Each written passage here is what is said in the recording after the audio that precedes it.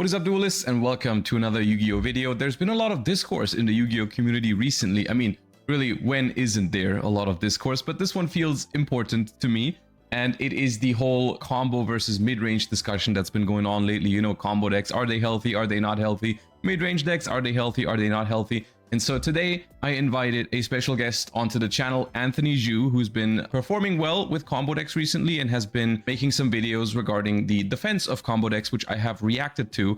And so Anthony told me he would like to discuss this on the channel, and it ended up being a very, very good discussion, I think, with an outcome that you might not expect. So I encourage you to watch it all the way through, even though it ended up being a little bit longer of a talk.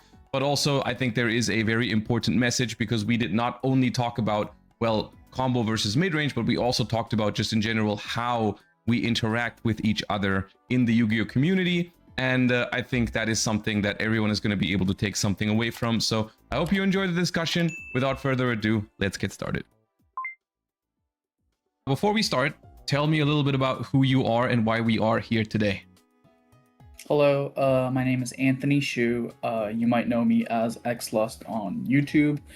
I previously did a video talking about elitism in mid-range players and mid-range decks, and when I recorded that video, I was extremely emotional, and I might have made my points like very hard to understand, and deservedly I have received some negative feedback on the video, so I wanted to come and try to, in a more well presented tone, to argue and reinstate my points, so it make it easier to understand what I'm trying to say.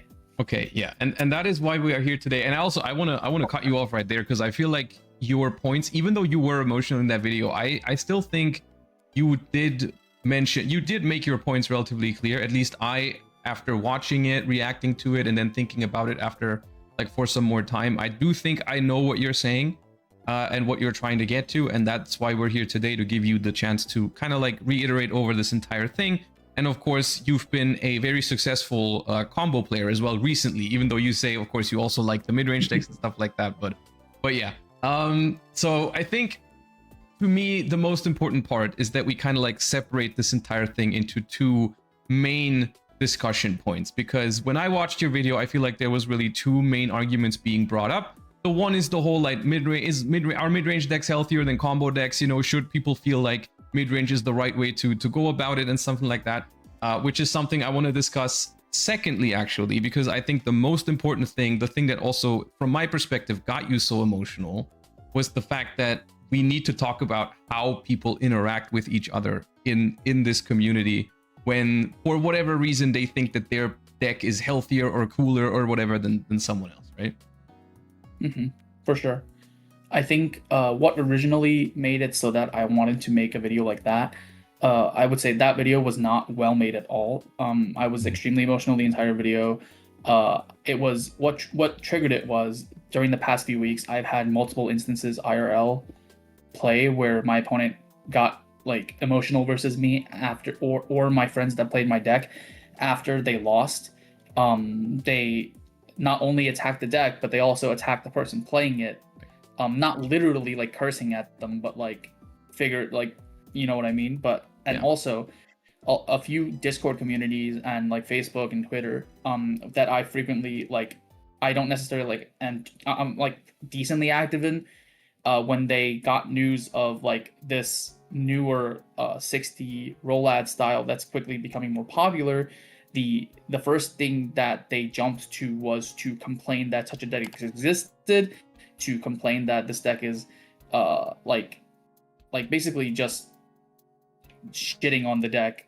And I felt like, as somebody who put a lot of effort in trying to make a breakthrough in a staler format, I felt like my work was either being underappreciated or being thrown to the garbage, just because I didn't make a deck that was morally agreed upon by the player base, and I felt like that's not okay. I feel like before we discuss whether or not a deck is healthy for game design, I think we should also discuss whether or not an implication of a new deck has a change in the format, and how you should prepare for such decks like actually talk about the gameplay instead of talking about whether or not this deck is supposedly healthy because whether or not having multiple bridges or 60 card decks or like generic link monsters, like don't put game design before real gameplay.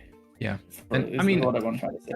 Yes, and also especially because I mean, deck building is a very important part of the game of Yu-Gi-Oh! And even though, you know, sometimes a discovery in deck building does not necessarily lead to something that's considered healthy gameplay or something like that, it can still be a very impressive achievement. I mean, think of Mitsurugi Yami or whatever when that was invented. I'm not entirely sure if it was Triff who invented that, but he was one of the first ones to really pioneer that strategy. And even though for me personally, as someone who was a huge fan of pure Yami and pure Mitsurugi in terms of their, you know, quote unquote health, and I thought that deck was a little bit over the top. Still, I need to recognize the fact that like this is like a very impressive thing to do.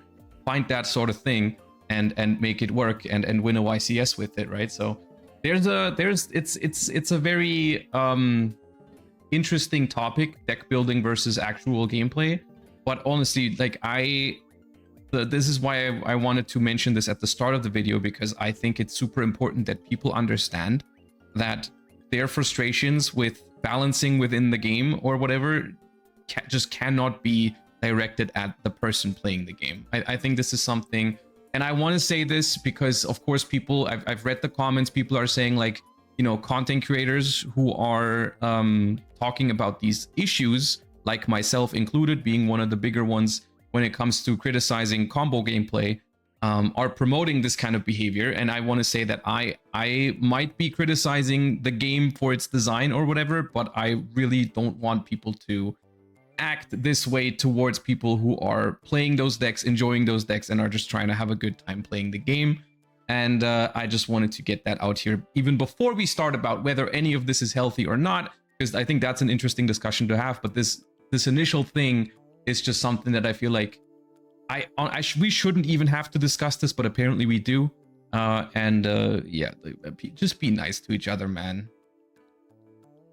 Yep. Thank you very much for that. I think it should all be agreed upon that we should just if you have problems with the deck, just leave it at the deck level and don't raise it up to the content creator creating like guides for the deck or whatever, or like the people playing the deck. Yeah, for sure. Yeah, and I mean, it's just like I understand the frustration, right? Dude, I just got home from locals. I lost a dice roll to a 60 card Azamina roll at whatever deck as well. I got my Charmy Ash today. I wasn't happy.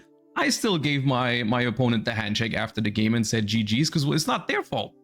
It's not their fault. Like, yeah, of course I'm gonna keep talking about in my content how I think these things are unbalanced, but I'm not gonna blame my opponent for playing Ash Blossom in their combo decks. Like, of course they are going to do that. So yeah, I don't know. This is just, it's something that is, I mean, we are all dealing with that in the YouTube comment section when people get to comment like anonymously on stuff. Of course, people are going to be weird about it, but I just wanted to get that out there, that whenever I critique stuff like that, it is critique at the game and the balancing itself that I'm willing to talk about with people and discuss it, and not let it be like aimed at specific players or people who are choosing to play these. Yeah, for sure. And that being I think said, sorry, enough time on that topic, right? Let's go into the actual topic that people want to see. This is where I feel like we can have some a pretty interesting discussion, because your initial for me, one of the takeaways from your video was, of course, the thing we just talked about, and then the other thing you talked about was, are mid-range decks actually as healthy as people make it seem? And are they even better or worse than combo decks to begin with? And that is a discussion I'm willing to entertain. You know, that is something where we can talk about it, of course. And I want to get one thing out of the way. We are going to refer for the simplicity of it. We are going to refer to these decks as mid-range and combo decks today. I think I would say that probably makes it easier, because one of the things I often get hung up with in Yu-Gi-Oh! When we have these discussions is I feel like the term combo and the term mid-range isn't really that accurate anymore when it comes to the game of Yu-Gi-Oh! But I mean, everyone kind of knows what we're talking about when we mention a mid-range deck and when we mention a combo deck. So just for the sake of this discussion, I think we should just keep with these two terms, because of course when someone says combo deck, we mean stuff like Elf Note or Azamina, Rolat, Mitsurugi, Adventure, whatever. And mid-range, we're talking decks like, I don't know, Pure Draco Tail, Branded, Sky Striker. You guys know the difference. The term doesn't really matter for the sake of it. For sure. Right. So why don't you make some of the points in your video, but now in a more, like you said, maybe less emotional, more structured way, and then I would love to challenge you on some of these arguments, and we can have a healthy discussion from that.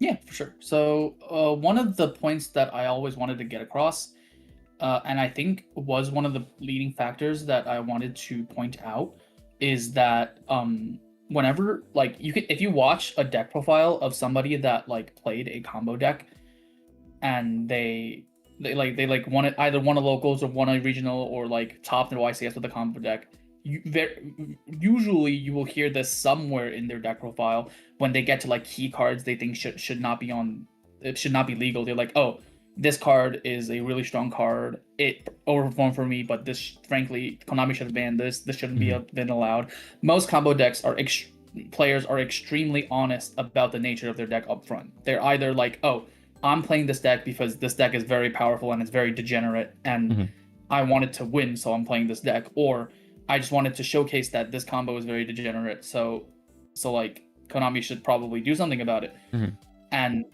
And we're not trying to hide that. Oh, and then usually when somebody loses to it and somebody asks me like, oh, how what happened in the game, I'm like, oh, I went first, he didn't have a hand trap, he didn't get to play Yu-Gi-Oh. Like I'm not trying to skirt around the fact that I didn't let somebody play Yu-Gi-Oh.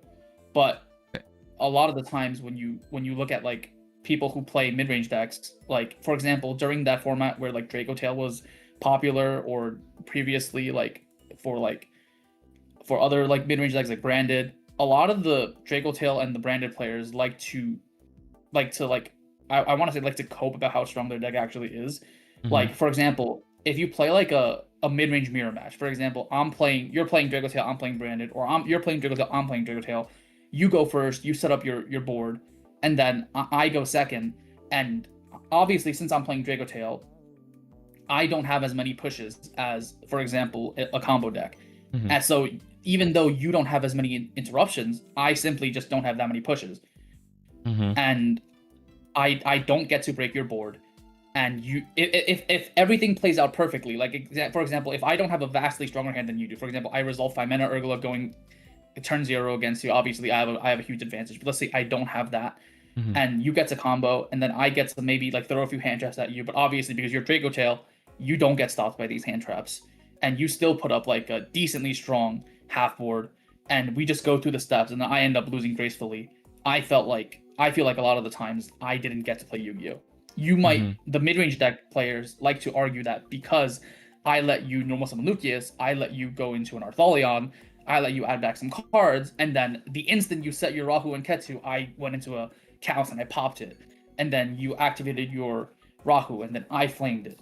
I was giving you opportunities to interact, and that's somehow better than a combo deck telling you that I'm just going to negate every card you played. But to me, that doesn't make any sense, because deep in your mind, a lot of the times you knew this game was over from the start, but you were just waiting for me to go through the steps and to lose more gracefully instead of instantly losing. And to me, that's not interaction. That's the illusion of interaction. Okay. And I don't know why people are valuing the illusion of interaction more than just giving you no interaction. That's like my first point. Yeah. Okay. So let me challenge you on that a little bit, because I get what you're saying, and I do agree on a surface level. I think this is something that can happen, where and it happens to me sometimes as well, where I go first with a quote unquote healthy mid-range deck, and I get to a point in the game relatively quickly where I set up super well, and I just know, also because maybe I have like a couple hand traps in hand to back my board up that my opponent can't see. But like, I know that I'm going to win this game like 99% of the time. My opponent just doesn't know it yet. You know, they look at my board, they might see it, it seems like they could play into it, but realistically, I know that I'm going to be winning this, right? This does happen, and I will agree with you that even healthy mid-range decks, quote unquote, or even mid-range decks can turn into something unhealthy if they are too strong. just because I enjoy this play style, it does not exempt these decks from ever becoming too powerful, right? They definitely could be too powerful in that sense. But I would like to ask you if you really feel like the Draco Tail mirror match in the pure Draco Tail format was really comparable to like a combo deck going first, because I genuinely feel like there was so much more to a Draco Tail mirror match. One of the main reasons why I like that matchup so much is because to me it felt like there were so many hands that made going second completely playable. Just to give you one example, just the simple having one Ghost Spell or one Ash plus one of the spell cards, right? Whether it's a Rahu or a Ketu, I feel like that alone made going second like playable most of the time, where you activate a Rahu, they flame it, you Bell the flame, and you get to play the game. On the other hand, if you drew a card like Bell alone as your only hand trap going second into a combo deck, you most of the time were not able to play the game. I think that's true. I during that format, I did end up playing Draco Tail. I played Draco Tail that entire format. I did not end up playing Yummy. I didn't end up playing K9, but I wanted to bring up that during basically the entire time that pure Draco Tail was legal and at full power, like, because the issue is during the latter half of pure Draco Tail format, they hit Draco Tail, right? They like put two things to one, and we didn't have the branded cards yet, so that deck just like went to shit for like a couple months. But during the peak of that Draco Tail era, the format, like, obviously pure Draco Tail mirrors were nice, but due to other forces in the format, for example, the VSK9 deck, like being as strong as it is, you didn't really get to play like pure Draco Tail mirrors that often. And even then, what I wanted, like one point I wanted to bring up about like mid-range decks, I think this will lead to one of my next points. I'll use one of my next points to try to refute one of your points. So as a combo deck player, or like someone who's recently played a lot of combo decks, one big issue that I found in combo decks, because during the NAWCQ, I ended up playing Elf Note, right? I played Elf Note for the qualifiers. I ended up playing 60 card combo rollout. I ended up playing Doomsy. Like, all the decks recently I've been playing is combo decks, and I found that in combo decks, there's one thing that's very clear. The starter extender quality in combo decks are so much worse than mid-range decks. For example, let me list like the three big mid-range decks. Or I'll list two mid-range decks and one mid-range deck, one combo deck that cosplays a mid-range deck. The combo deck that cosplays a mid-range deck that I'll show is KT. I think KT has mid-range gameplay, but it's frankly combo. They end on way too many interruptions. I can agree with that. Yeah. And then the two pretender mid-range decks is Draco Tail and Branded. And to some extent, Sky Striker. I think cards like White Albaz, cards like Branded in High Spirits, cards like Draco Tail Artholion or 5 mana, like any of those Draco Tail fusion spells, and then cards like Rotary, like Rotary Reveal Q, Rotary Reveal Rico. These cards, like, just by themselves, a lot of the time trade up versus hand traps. For example, if I have two hand traps and my opponent activates Fallen of the White Dragon, that one Fallen of the White Dragon might trade for both of my hand traps, and they still might have something on top of that. If I have like two hand traps versus the Draco Tail player, they might still just end on all three of their traps, and I use both of my hand traps. I stop them from going everywhere else, but my hand just doesn't beat the three traps they have. Or, like, for example, I play versus Cool Tune. I opened Imperm plus a Veiler, and then they show me Rotary Rico, and suddenly, no matter where I Imperm Veiler anywhere, I'm just done for. Like, I feel like the reason why mid-range decks exist is because there's enough of these overpowered starters that always trade up, such that you can build your deck in a way that is both consistent, powerful, and then also has room for a bunch of non-engine. Because a bunch of non-engine is what makes the mid-range deck. But combo decks don't have that luxury. Like, for example, I don't know, a lot of people like to shit on Elf Note, but frankly, as someone who played Elf Note and somebody who I think understands Elf Note to the highest point, because like, not to toot my own horn or anything, but in the NAWCQ and before that, I was the only Elf Note player that publicly released their deck list to have both Arcanine Magician and Contact C in their deck. And guess what? In the top 4 of the YCS Montreal, they had both cards, and Poncho specifically stated that they took inspiration from my Elf Note list. to create their elf note list. So I think in terms of like combo deck knowledge, I'm like I think I'm ahead of the curve. Elf note has some of the worst starters in the entire game. Like for example, if you have any 2 hand traps that stop your opponent, like for example, you have Ash Blossom, you have Ghost Ogre, you have Imperm, you have like any of these quote unquote 1-for-1 hand traps that are just not good. For example, if you open 1-for-1 hand traps versus Cool Tune, a lot of the times if they open the right 2-card combination, you can open 3 1-for-1 hand traps, and that just doesn't work against their deck. But if you play against Elf Note, there is only exactly 1 2-card combo in Elf Note that beats 2 hand traps. Every other 2-card combo loses to 2 hand traps. For example, if I have Lucina and Medius, you interact with Lucina, you interact with Medius, I pass. I have Tinia plus Terminus. You interact with Tinia, you interact with Terminus, I pass.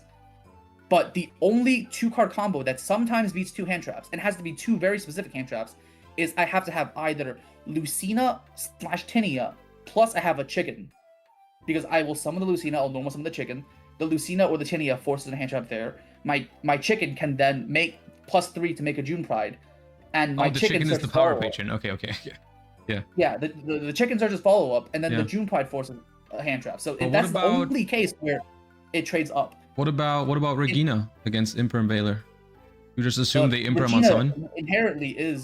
Regina is inherently neg in card advantage, and Regina can be played around, right? For example, if I have Imperm Veiler and I play against the Elf Note deck, like for example, recently I've been watching a lot of high level Master Duel gameplay. Like shoutouts to T2. They like stream a lot of their ladder climb content, but in Master Duel, I see a lot when you know you play against Elf Note and you have Imperm Veiler, you play around the Regina by preemptively Imperming and Veilering the level 6 on the field. Obviously, if they have the perfect extender, it can end up biting you in the back because they can get back into that monster. But a lot of the times, you can play around a card such as Regina. So even though, yes, like Lucina plus Regina beats Ash Blossom plus Veiler if you don't Veiler them in the correct place. But if you play like you're supposed to play, that even that 2-card combo does not beat 2 hand traps. I have a question, and like my issue with this, because what you said is true, right? Like some of these starters you've mentioned are definitely better quality starters because they guarantee setup through hand traps. My issue with this is that we are measuring health just by the ability to not get hand trapped to death, which from my perspective, the fact that you can imperm a Lucina and they might pass the turn does not make a deck healthy or unhealthy, because I think negation hand trap gameplay is something that in an ideal world we move away from a little bit. Like I think winning a game because you just got to imperm their starter and they pass is not very healthy either, or very rewarding at least.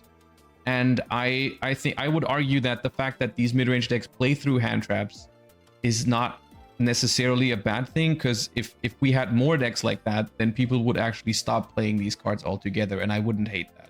The reason why people still play cards like Imperm or Veiler in a Draco Tail format, the reason is not Draco Tail. The reason is because like other decks FTK you if you don't. I agree. I think everything you're saying is correct. I think that in a world where we have more of these cards that unconditionally end on more through hand traps, we will naturally deck build in a way where we move away from combo decks, because the issue with combo decks is even the combo players themselves will admit that combo decks are risky. There's less non-engine space and there's like more variance. But I want to bring up the issue that causes combo decks to go towards an extreme. Number one is because Konami designed these combo decks to have less high quality starters. So in order for them to live in a format where the top deck, like Cool Tune or Draco Tail, that plays like upwards of 20 hand traps, in order for them to even attempt to play the game, they have to forcefully remove some of the non-engine slots that could have went to non-engine to more pushes. If my engine was better versus 1-for-1 hand traps, I wouldn't have to play more pushes. I think that's a lot of what the mid-range players don't get. Combo players don't go towards more very, very skewed hand trap non-engine like ratios because they want to. It's the exact opposite. I don't want to play 40 cards that are all engine and then 2 hand traps. I have to play 40 cards that are, obviously I'm being extreme. Let's just take like an example. For example, like let's take Combo Rolad, for example.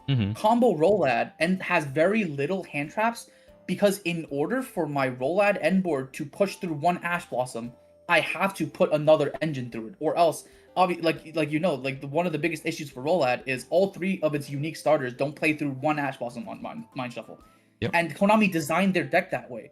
So how do you expect Rollad players to play the game when the best deck in the format runs 20 hand traps? They run 3 Purge, 3 Ash. So if you have 6 cards in your 40 card deck that unconditionally stops all 9 of my starters, I have to then respond to that by making my deck more extreme, by putting aside the slots that I could have put for non-engine for more pushes. Yep. And that will only get more extreme as the decks just don't have high enough quality starters. I think that point just loops around it in itself, because if you look at the individual starters in the 60 card Rollout Asmina deck, they are all worse than every starter in a mid-range deck. Because stronger starters means you can play better ratios. Worse starters means that you have to extremify your ratios in order to even begin to play Yu-Gi-Oh! But the issue with that is, because I'm putting more starters to play Yu-Gi-Oh! If I just draw all those going first, the going second mid-range player feels like they got unfaired out of the game, because they have like 2 pushes, and then I just have infinite starters. Yeah, and it really is just one big cycle. But just a couple of quick things. I think your argumentation works a lot better for your Mitsu rollout deck than it works for something like Elf Note, right?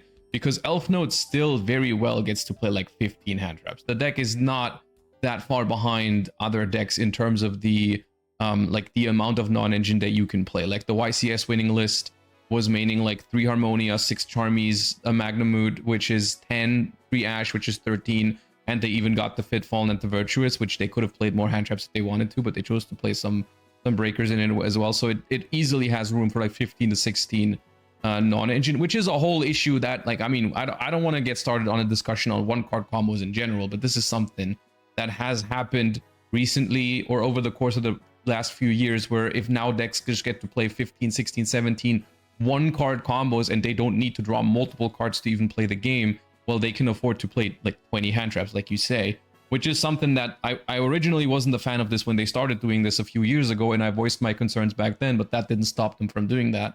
And so now we're getting to a point where, like, because everyone is playing so many hand traps now, they are further power creeping the starters to create value even if they get hand trapped. Like, think of something like most of like Ether Barrel creating a Link 1 even if it gets impermed, or Fallen of the White Dragon, like you said, like all those things, right? It's all true. And I would argue that it's all I suppose it's a cycle, and different people play in different parts of the cycle for, you know, for what they're frustrated with. But to me personally, I look at it from a perspective, I wish we could move away from hand trap gameplay a little bit. And I can only say from my perspective, I would love to play less hand traps. Like, even if my deck could play 20 non-engine, I would love for it to be different. I would love for it to be a secondary engine or other non-engine cards that are not hand traps. I would do this on purpose because I don't even feel like hand traps feel good to play with anymore. I don't think it feels good to draw Ash Bell going second in modern Yu-Gi-Oh! I think most of the time, like, you're playing a losing game there anyways, even though you drew 2 of your hand traps, because like most decks are so good at playing through it. But the one thing that is consistently stopping me from being able to not play hand traps is what some decks in the format will do if they go first. And that is why my frustration is mostly aimed there. Mm-hmm. And I think that's fair. I will say though, to argue in, like, so I also never said that like combo decks that have the ability to not only be like extremely frustrating to play against, but also have the space to play lots of non-engine. Think Malice. Yep. A lot of people were using the fact that Malice as a combo deck existed for a while to attack my point, saying that, oh, he's just trying to justify the existence of Malice. I'm not. I think Malice, and to an extent Elf Note, I don't think Elf Note is there yet, but Malice, to an extent Elf Note, is a very good point against the combo decks, and I don't think such combo decks should exist. I think, but also, you have to, like, I want to circle back again to the point for Elf Note, is that because I had to theory craft Elf Note for NAWCQ, I think I have a different perspective about Elf Note than a lot of people who don't play Elf Note. Because if you build Elf Note the same way that you build Cool Tune, for example, you just stick 20 starters and 20 hand traps in that deck, you're just playing a worse cool tune. Your deck has many starters that strictly require 2 cards to play the game. For example, if I go Regina, pitch a card for cost, and I get hit by on the Regina by a negation, I'm down 2 cards. If I go Welcome Home and if I go Welcome Home, I pitch a card out of my hand, I get ashed, I'm down 2 cards. Cool Tune does not have that issue. None of Cool Tune's starters get rid of the body on the field if they get ashed on, for example, a Mix. If they get ashed on, for example, a Rico, they get to keep the body, and a lot of the time they have another card in their hand to push through that. But Elf Note, not only does it have worse starters, for example, like I said, Rotary Rico, Rotary Q pushes through unconditionally any 2 hand traps, but Lucina Medius or Tinia plus Regina or say any 2 Elf Note starters always loses to any 2 like correct disruptions, and quote unquote correct. There's a lot of disruptions that are correct versus that deck, by the way. Like the Ghost except if you draw the power page, right? Yeah, except if you draw the power. That's why the way I built the deck, I built 3 power patron and 3 Vidolium, but we don't talk about that. There's a lot of like you are exaggerating a little bit, I feel like, because also like having access to the power patron via something like Terminus will require your opponent to have specifically Ash or Purge, because then like all of a sudden if they don't have that specific one, you will get to the power patron and then you will beat most other hand traps in even 2 or 3 combinations, I think.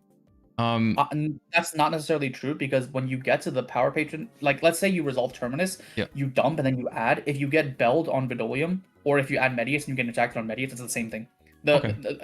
You might think that Terminus is really good into hand traps because you see Doomsy and Pure Power Patron doing it, because Doomsy and Pure Power Patron are fundamentally different to Elf Note. Elf Note's utilization of the Power Patron engine is so bad because Junora and Junoldo are the worst power patrons. Obviously, the Draw 2 is very frustrating, but you can't compare Junoldo to Jupredo. I agree with you. It's because the extra deck effect is like so much worse than all the other ones. It doesn't create board presence. It just adds back a card that you've already used. Value. So, like, you know how the Terminus in a Doomsy deck unconditionally plays past any non-Ash Purge hand trap.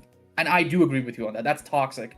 But the same Terminus in Elf Note sucks. Like, I don't even max out on my Terminuses because my Terminus, even if you don't Ash it, if you bell the Vidolium, I pass on nothing. If you interact with the Medius I pass on nothing. Right. So I think the point that you're trying to say, which is like, oh, Terminus requires Ash Purge or else it does more than what it's supposed to do, is also like not completely honest. Well, then you're just extending it to it requires Ash Purge or Bell, right? Sure. I'll give you that. I promise you, like, the only 2-card combo in Elf Note that beats 2 hand traps, and it's not even conditionally 2 hand traps. If you have like a Harmonia, I still just die. But it has to be a blue 6, a red 6, plus the chicken.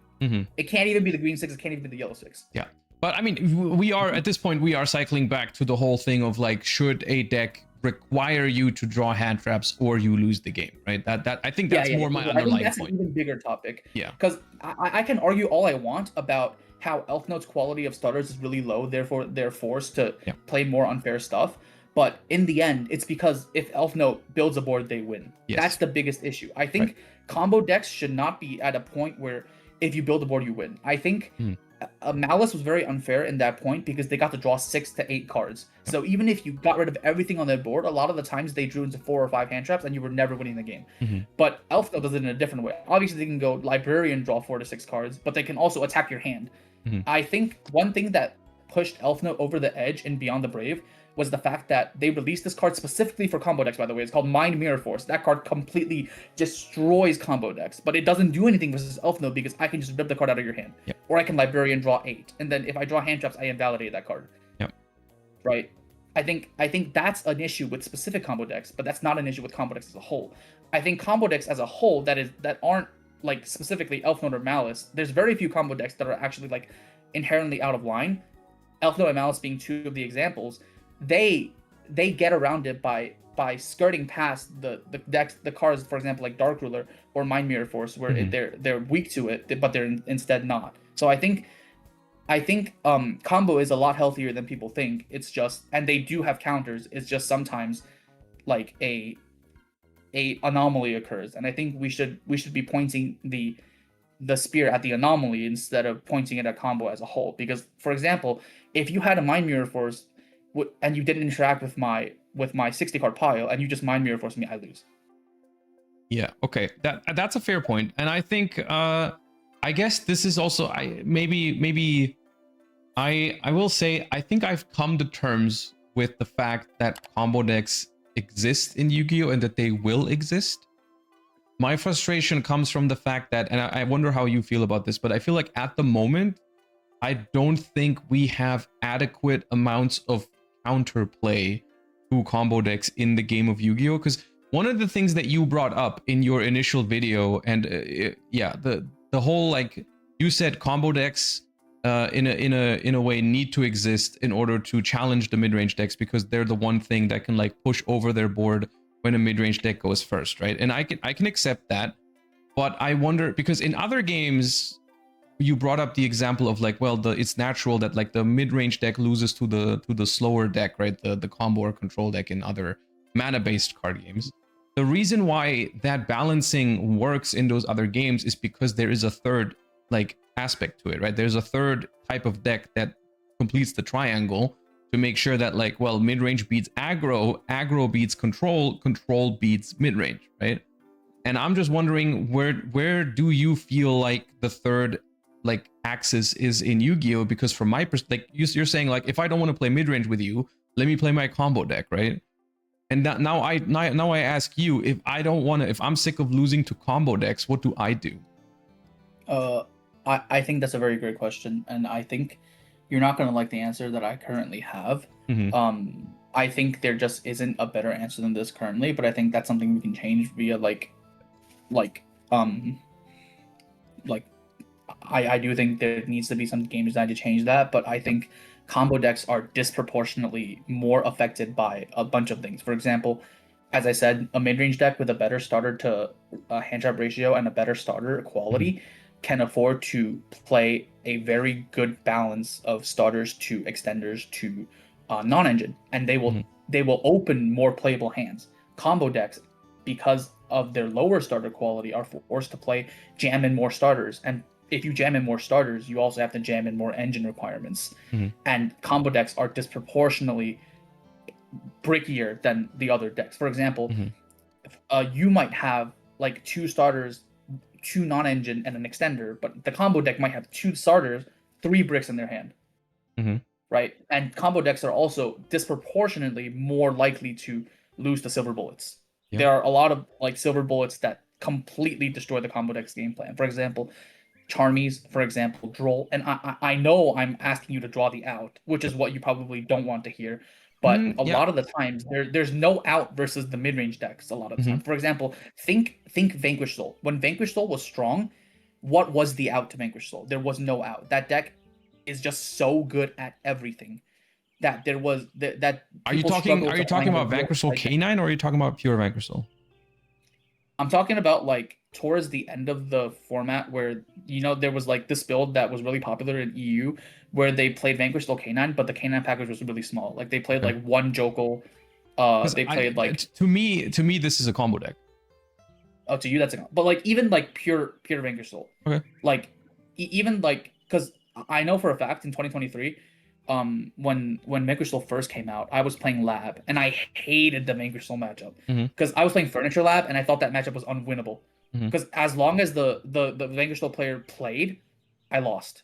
They just did too much. They got too much value on my turn, too much value on his turn, and there was nothing that can like sufficiently to combat that because they being a mid-range deck, you just are so you just have a game plan prepared for everything, and there's nothing that I can do to silver bullet you. You can play shifter, you can play like you're not affected by shifter, you're not affected by droll that much, you're not affected by like 1-for-1 hand traps because you bounce, and then you replay.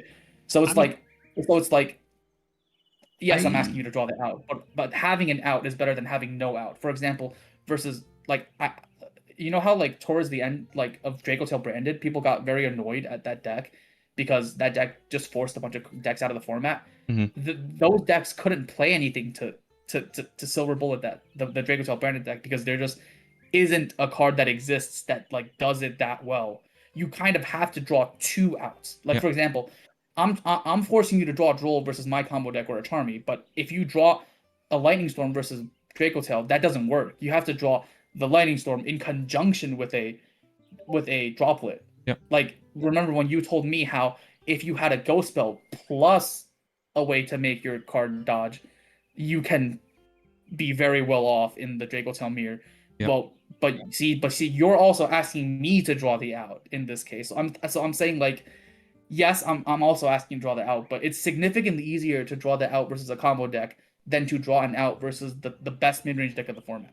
Okay, I so don't think you bring I up don't a know lot if of examples. Let me go one by one. So let's just work from the back because that's the one that's the freshest in my mind. I will give you that once the branded cards were introduced into the Draco Tail deck, that is where I started to also feel like the deck was doing too much. This was something I didn't like, and in retrospect, I still hate that they felt the need to hit the Draco Tail deck on the ban list because it got too powerful, and I think the Albaz cards are kind of responsible for this, which is where like we just have a whole nother discussion about like archetypes being splashable and bridging into each other and yada yada. I don't want to get into that right now, but I will give you, yes, at that point when that deck opened branded and Draco Tail cards, it was doing too much, 100%.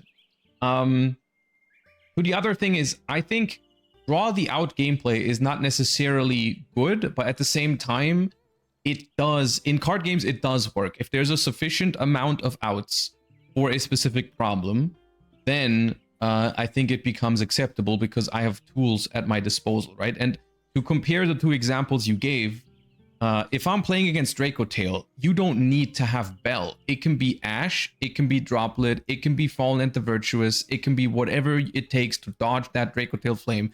There was a lot of things you could do. And there was a lot of like, you had meaningful decisions to be made. There were actual choke points. You could Ash their fusion spell if you wanted to prevent 2 traps, or you could hold the Ash for the flame if you wanted to make sure that your most important spell in hand resolves. And just in general, you had a lot of different ways to go about it, right? You didn't have to it was not specifically, oh, there needs to be a Charmy in your opening hand or you're screwed.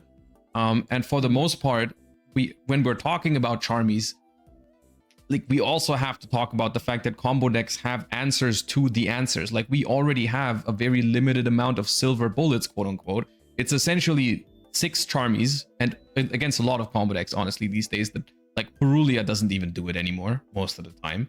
In some cases, Fuwa isn't even good anymore. And Droll is also kind of unreliable depending on how they open. And like they do have access to Ash and Called By, which is 4 copies of cards that completely invalidate your silver bullet, and now you're playing down a card. And so it's just, it's not necessarily that I'm frustrated specifically with combo decks and I wish they didn't exist. I think certain aspects of it shouldn't exist, but I think the combo playstyle is valid. I think it can exist in a world where it's balanced. My main argument right now is I don't think it's balanced. I don't think there's the same amount of like answers or silver bullets or whatever. Like, I mean, I don't even necessarily want there to be countless silver bullets. I wish we didn't even need silver bullets to begin with. But like, do you feel what I'm saying? For sure. Yeah. But yes, that's the case. That's why I said you might not like my answer because, like I said, you have to have the silver bullet versus the combo deck at this point. But also, you did mention that if I had Ash for your Charmy, I will win. But let me get you back to the same argument where if you're playing Draco Tail mirror matches and you said you have a bunch of options and you saved your, let's say you saved your Ghost Spell for my flame that checks your branded fusion. What if I had Ash for your branded fusion? Because one of the biggest things I heard, because I talked to a bunch of competitive players during that format, and I asked why they didn't want to play Draco Tail, and the number one thing they said was if my opponent had Ash in the mirror, I always lost.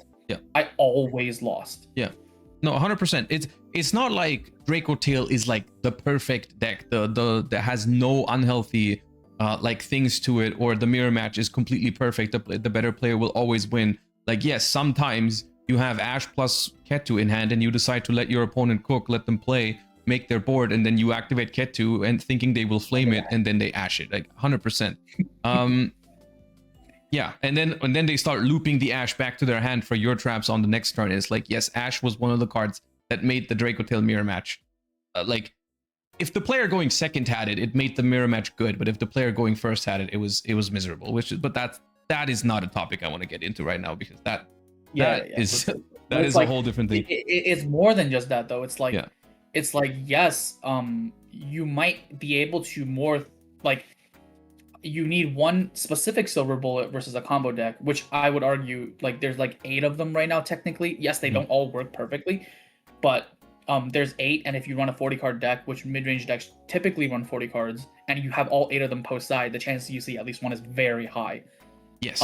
But versus like say the mid-range mirror match, you can choose to use like these 2 cards can be like 17 different cards, and as long as you choose to use them at the correct time, they should work. They should work until they don't work, because the mid-range deck plays so many more hand traps, and if they have one of these hand traps that beat your push, it's like you didn't do anything in general. But the combo deck won't have that, because they had to use space for pushes instead of hand traps. Well, the like, combo deck won't have that in an ideal world, right? Like, not because this is once again, this is true for your roulette deck. It is not true for Elf it is not true for or Elf Note. whatever. I will admit. Yeah. I think I watched your ban this deck video, by the way. I think it's very true. I think Omega and Librarian need to go. Even though I think if you still play Librarian in your Elf Note deck, that's wrong. Don't play it. That card's bad.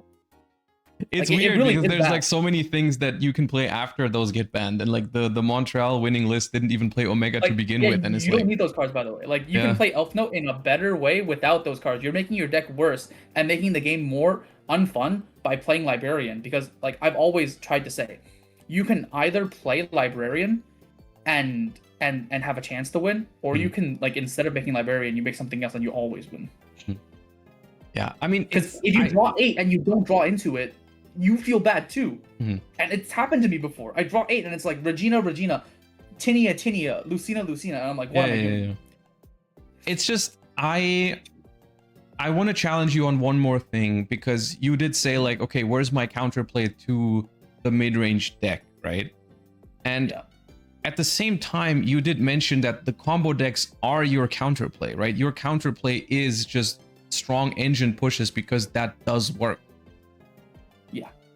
So there is counterplay that doesn't require drawing a specific card or silver bullet against mid-range decks. Technically, but like as I said, the mid-range decks, a lot of them like also draw cards during their combo, and a lot of the times I'm trying to play through their board and they hit me with a droll, and I just roll on the floor. Okay, but that is, first of all, I mean, Droll and Lockbird is going, when the player going first draws it is a disgusting card. Absolutely, I agree with you. But it's just like, on paper, there is a realistic way to beat this deck going second without having to hand trap it to death, right? It might be unlikely, or it might not be of course it's not 100%, because at the end of the day, we're talking about good decks, right? We're talking about Yu-Gi-Oh meta decks that should win some games going first. Like, it's not like we're expecting these decks to lose 100% of the time. But when you have a solid engine hand into a mid-range deck, you have a chance of winning the game. You do.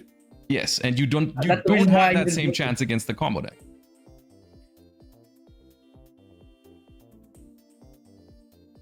But I want to argue that a lot of the times the combo decks form because of the mid-range decks. So my combo deck is here to snipe your mid-range deck, but your mid-range deck is here because it's just generally the best deck.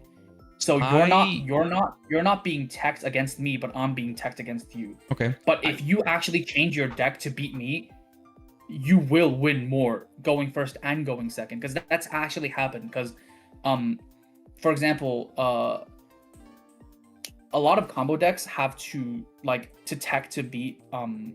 For example, in order to beat Cool Tune, I'm not saying Cool Tune is a mid-range deck. Cool Tune is a combo deck disguised as a mid-range deck. But yeah, in order to beat Cool Tune, I main deck Pot of Sloth. I main deck Droplet. To try to like sack them, right? That's like my answer. I'm specifically teching for that matchup. And if Cool Tune then techs for me, let's say the Cool Tune players now suddenly they main deck Droll, or like they play the hand traps that hurt me harder, and they don't play like the general hand traps that are not good against me. Suddenly I find it that regardless if I go first or second, I have a worse matchup. So I think a lot of the times the mid-range player feels unfair by the combo player, because the mid-range player is the person asking the questions. So when you're the best deck of the format, you're the one that puts the question out. You're like, this is Remix, Zalin, KTS, Searched Ash Blossom. Out this. Yeah. And then the combo player presents the answer. I'm gonna out this by playing these cards that your deck is not good against, and I'm gonna try to sack you. And that's my answer. And if my answer, I have this answer because I know it works against your question. So now it's your turn to answer my answer. So I threw the question: can you beat me when I try to sack you?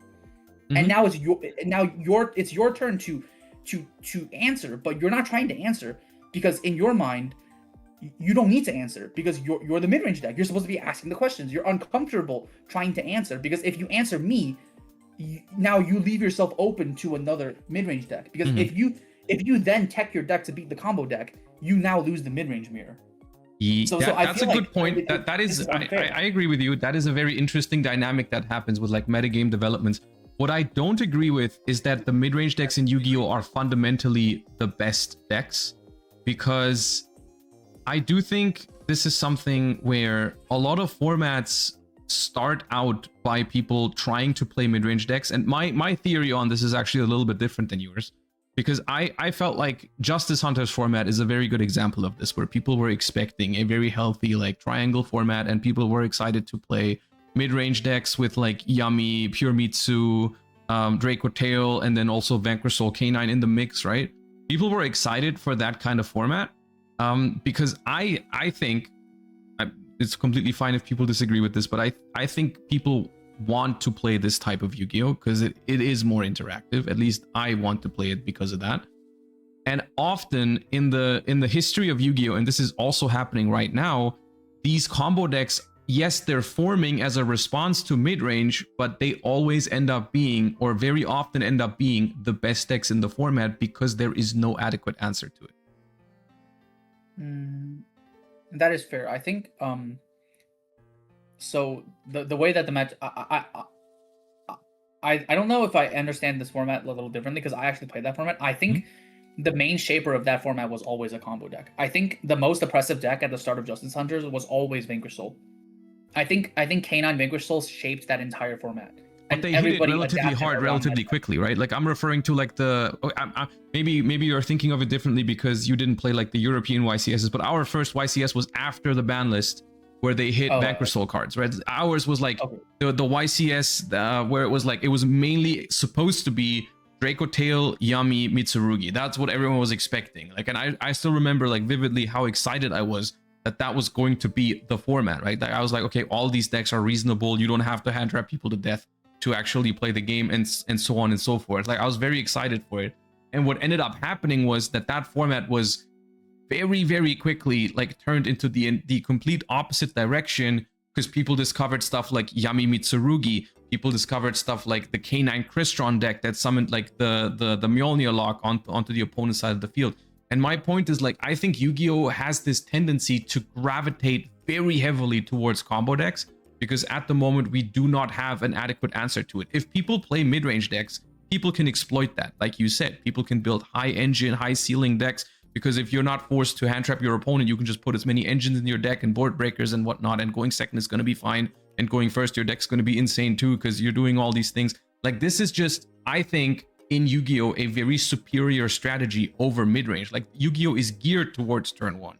In Yu-Gi-Oh, you have an inherent advantage if your deck does as much as possible on turn one, because that's when you're going mostly uninterrupted, or your opponent is using very low quality cards like Imperm or Vela. Like, we're not pretending in the grand scheme of things, like Imperming a card that then stays on the board is not a great interaction for you when you're going second. But I do want to argue against that as well, because I think the combo deck forms as a result of a mid-range format, right? A lot of the times the combo deck appears out of the blue in the middle of a mid-range format as an answer to the currently dominating mid-range deck. But I wanted to throw the question out that a lot of the times this combo deck was already discovered like way long ago. Like the bridge between Yami and Mitsurugi was not discovered by Triff. Triff just put it into action. But why was it not popular before mid-range like became the most dominant way to play? I think that's because that deck inherently has its own flaws. Combo decks has its own flaws too. I've been speaking to a lot of people that are trying to prep for the bigger tournaments, Yep. and they tell me that they want to play combo because the last three they have all been, I don't want to but like combo decks, the issue is also the combo mirror. The combo mirror is miserable because I'm trying to play combo to snipe mid range, and my deck inherently has a way to break the mid range deck's boards when I go second with just engine. But if your combo too, I auto lose versus you if I lose the dice roll, and that I think you might think it's not good card design, and I also think it's not good card design. I'm not trying to argue against it. This is the prime the original sin for combo decks, and I'm gonna eat it right there. This is the sin of combo decks. The combo mirror is very interactive. If you play a combo mirror, 99% of the time, whoever wins the dice will just completely runs the other person over, unless the combo player inherently bricks, or the mirror match they draw unlock where they draw the chummies, which is not good gameplay either. I think it's not good gameplay at all. Yeah.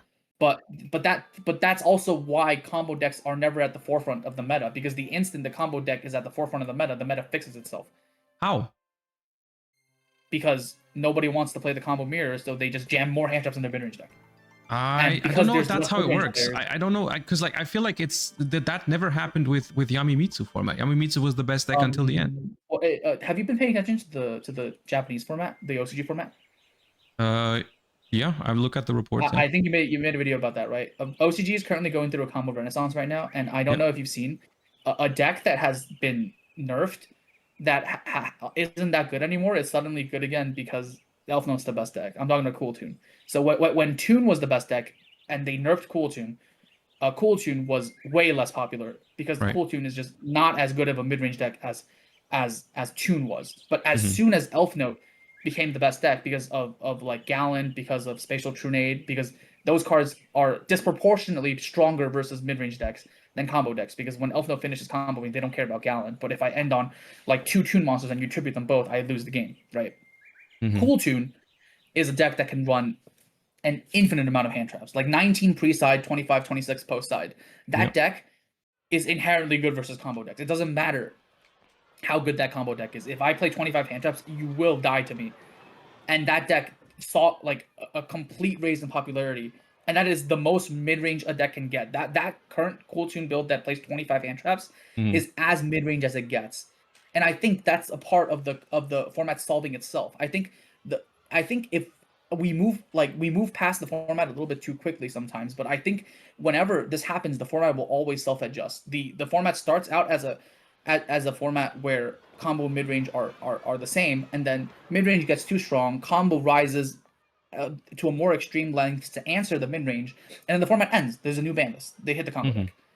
But I think if we just allowed the format to self-adjust, the mid-range players will then... No, a lot of the combo players will then think, why am I trying to roll dice rolls versus my opponent if there's just 70% combo in the format right now? I'm just going to play a deck that has 30 hand traps, and I'm just going to hand trap you.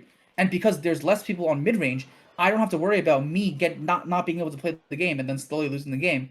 And that will just start to like lessen the amount of combo players, because the combo players are going to get tired of getting hand trapped 17 times with the Cool Doom player and passing on nothing. And so they'll go back to playing the mid-range decks with a very balanced hand trap ratio that lose to the combo decks but beat the Cool Tune deck. Okay, so what you're saying is the third entry in the triangle that we're missing, quote unquote, is like the very high hand trap decks like Cool Tune, right? That's the we've got like the high engine mid range decks like Brandon and Sky Striker. Then we've got like the combo decks like Elf Note and Mitsu Rollat as Amina, and then on the third one in the triangle is like the high hand trap mid range decks like Cool Tune. Or not, I mean, not you're saying like not mid range, but the terms don't matter, right? Here's my issue. Like on Cool Tune is actually like a combo deck type of Cool Tune, because they're playing. We can just call them hand trap decks, honestly. Like something like Yummy or something like Cool Tune. I think those decks, like we can just call like those hand trap decks. Pure Yummy. Yeah. Because like I think that is the third type of deck. Honestly speaking. Yeah. Okay. Like, fair enough. Here's my personal issue with this, because your balancing cycle works like that is true, right? Like the response to everyone playing combo decks is to just jam 20 hand traps and hope it works out. The issue that I have with this is what if like we're talking about balancing here, and balancing wise this works, but what if you just don't think that that is good gameplay, like myself? And I agree, that is not good gameplay. Right, and that's where my frustration comes from, right? It's like, okay, well, the answer to this combo deck is now I have to sit across from my opponent and play Go Fish with my hand traps, and it doesn't matter how good I am at the game, right? If you draw your Lucina plus Medius, I either have the 2 hand traps or I don't.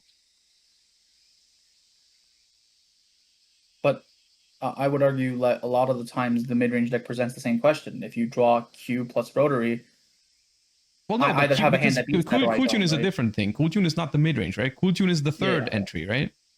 Yeah. But like, yes, but like obviously, yeah. Like I'm not trying to defend the combo decks. Like I'm trying to win here. And if you don't have the 2 hand traps for my 2 starters, I will win the game. And that's why, like, on the once again on the thing that we talked about right at the start, like I 100% understand it is completely reasonable to play combo decks in a format where everyone's playing mid range. Like, yeah, I'm not salty if someone farms me if I'm playing Sky Striker and they play a very high ceiling deck. That is a natural development. My issue with combo decks is never when they go second and break my board. I think that's a healthy development. I'm like, okay, I'm trying to play with few interactions. You play a deck that exploits that's fine. My issue is the dynamic that specifically combo decks create when they go first. Yes, but I think I sort of answered that question last time, although I don't think to you it was a very satisfactory answer. I said that in order for the combo deck to have enough pushes going second, it must play the same cards that are just as effective going first. Yeah. Right? Because, like, for example, if I get stopped on Mind Shuffle, I want a Habakiri. If I get stopped on Habakiri, I want a Wanted. Yep. Because I need to have engine unique pushes because the smarter players will let me play a few parts of my engine, get some of the really important hard ones per turns out of the way, and then they'll hand trap me because they're not stupid and they're smart players.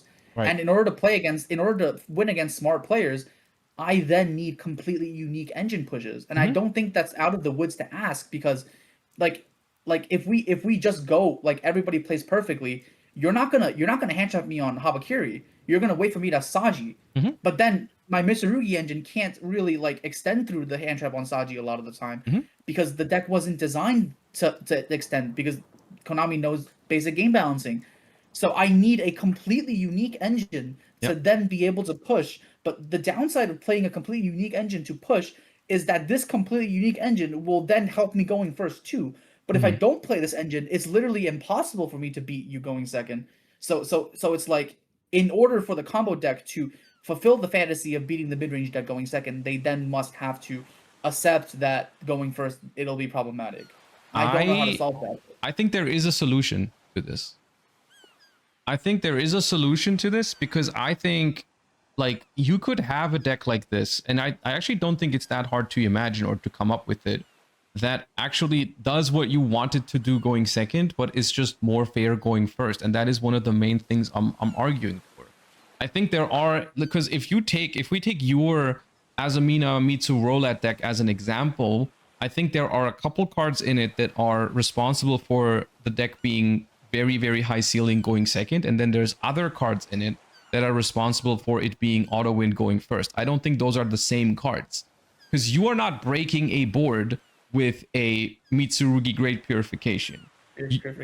You're not breaking a board with Zena, the Deceiving Doll Maidens. Like, you don't need those cards to play into a board most of the time. Of course, sometimes they'll come up, like after you've exhausted all the interruptions, maybe you'll go into a Zena to make an end board because you couldn't kill or something like that. But I think there is a subset of cards that we could get rid of without impacting these decks' abilities to go second. Another example of this is one we've talked about earlier, Cyframe Lord Omega. You're never breaking a board with Cyframe Lord Omega. You're probably also not making a Dawn Dragster going second very often. Like, these are all cards that you could take away tomorrow, and it would not really hurt decks' abilities to go second. It would only hurt the going first. And I agree. I said that I agree that these cards should not be legal, but I also think that you can't be too extreme because sometimes I'm not saying sometimes, a lot of the times the combo player needs that one negation to check like the important card that, Yeah. because like for example, if I play against Vanquish Soul and they just hold Snow Devil forever, Hmm. what am I gonna do about it, right? I Right. need like I can't just SP the Snow Devil because then now I can't kill them. Hmm. So I need like this one negate that forces them to be honest about the Snow Devil. Yeah. So I think you have to give the combo player Hmm. like maybe one negation that they need to always have access to. Because I think going second, sometimes you also need negation. It can't Hmm. always just be pop, pop, pop, bounce, bounce, bounce. Yeah. Because Although, I then mean, you in just your have example, it would work if you had a good back row removal that isn't specifically SP, right? If you had a way to force cards when yeah. playing into a board, that would also like. All I'm saying is, I'm not saying like all of those cards should be banned, but I think there is a way to balance this. I think Konami has the tools to do this, and I think in this world you would still have a reason to play the deck that you consider a combo deck, right? You would still have that reason of, well, I don't have to draw a specific silver bullet going second because my deck just has great pushes. It's got great ceiling into boards. It can like Murakumo blow up the board and then keep playing afterwards with whatever else I have. And like we've got pushes after push after push. But like going first, it's just like we're taking away like, I don't know, maybe the Mitsurugi trap or the Zena access to the floodgates or whatever. It's like, it's just going to be, it's still going to be a strong deck going first. It's not like your board is going to be bad because you don't have great purification. You still have a lot. For sure. Yeah. I think that is a good plan. But I think also you can't just hit the combo decks and that's it. Because I think Yeah. the reason why the combo deck formed in the first place, again, the combo deck is never at the forefront of every format. It forms because of as an answer to an already existing mid-range deck. I think you have to also hit that existing mid-range deck so people can feel comfortable playing other decks again. Yes. And For that example, is, I think my very original point was a two centralizing mid-range deck chokes every deck out of the format. yes. I think honestly, I think that can be said about anything that is too powerful. Like this is something that like you can have a control deck that is way too powerful. You can have a mid-range deck that's way too powerful. You can have a combo deck that is way too powerful. Ultimately, I think what we can agree on, because we've been going for over an hour, so I kind of want to get this to a close, and I think this is a good point to For sure. to leave it at. I think ultimately, at the end of the day, we all just want to play the game together with the player going second having a chance, right? Whether it's the mid-range deck creating a situation that is impossible to win from because they've got so much card advantage, or whether it's a combo deck FTKing the opponent into oblivion, I think both of them can definitely be a problem. And that is something I can definitely agree on. For sure. And I can also agree with some of your points as well. I think that there are some cards that a combo deck shouldn't have access to. I don't think you should be able to play past cards specifically designed to out your board, like Mind Mirror Force or Dark Lord No More, by having virtue of like Librarian drawing 17,000 cards, or like Malice having access to like Chessy Cat plus Alert of Darkness plus like all that, and you shouldn't have access to multiple forms of hand ripping. Like for example, Omega shouldn't be legal. I think though that's fine, but I think you have to leave a little bit as well for the combo players, because I mean that is a play style, and I think that having to be able to play combo to answer mid range is very important to a healthy format. And I think the people have to stop like defending like over centralizing mid range decks just because they have interaction. Because I feel like the illusion of playing Yu-Gi-Oh is a thing that a lot of like lower, like I don't want to say lower skill of a player. A lot of people who don't play as much Yu-Gi-Oh don't realize that, but a lot of the games that you're calling interactive was already planned from turn one. I planned for you to struggle a little bit. Like you have normal summon, special summon, Fallen of White. I answer that. Like you normal summon Lucius, I answer that. But oh, you have this Ketu, but it doesn't get you to where you want it to be. You end on like two traps, and then suddenly I start getting my Cartesias, my Ecclesias back, and then I just blow through what you have. Like I planned that from turn one, but I let you squirm a little bit. But was that Yu-Gi-Oh? I don't think that was Yu-Gi-Oh. So yeah, but it's like I do think we need to start being a little bit more honest about like how powerful some of these mid-range decks are. Okay, I can get behind that. And I think this whole thing, I'm glad we did this, because I think one thing that definitely this shows is that you can have different sort of preferences, but you can still talk about it in a reasonable manner. You can just articulate your points, and you can even if you disagree on something, you can do so respectfully. You can like challenge what someone else is saying. And well, unfortunately, I know this is not always how it works on the internet, but I really would encourage the entire Yu-Gi-Oh community to maybe go about it like this a little bit more often and just try to understand each other. And at the end of the day, don't hate someone just because they have some like sort of different preferences in terms of like what kind of deck they like or whatever, which is just cycling back to the beginning of this video. But I did want to end it on that note, because ultimately I think that is the main takeaway from this entire thing. So yeah, thank you so much for coming on today. I think this was definitely a much needed talk to round out this entire discussion. I hope you feel better about your entire the points you wanted to make. And I think ultimately, I feel like no one who watches this video in good faith and follows the discussion, I think everyone is going to understand your points, and I think it's going to feel Also, more reasonable. If you want, we can like get a little bit of interaction. If you want, like, I can like, I have this extra Starlight Zeno here that like I don't need. I can like raffle it off. You should do that, but you should do that on your channel, because I'm going to Yeah, leave a link. maybe I'll, like, I'm going to leave a link. I'm going to leave a link to your channel in the description down below. You've been making a lot of great content recently. You've been doing super well. You were in the World's Playoffs, if I remember correctly, right, as well for NA. So you've been innovating, you've been grinding, you've been putting out a lot of great content. So everyone who's interested in that, make sure to leave some love for Anthony as well. Thank you for being here. And yeah, that is it. Thank you everyone for watching as well. And I hope we can now all be nice to each other. Thank you.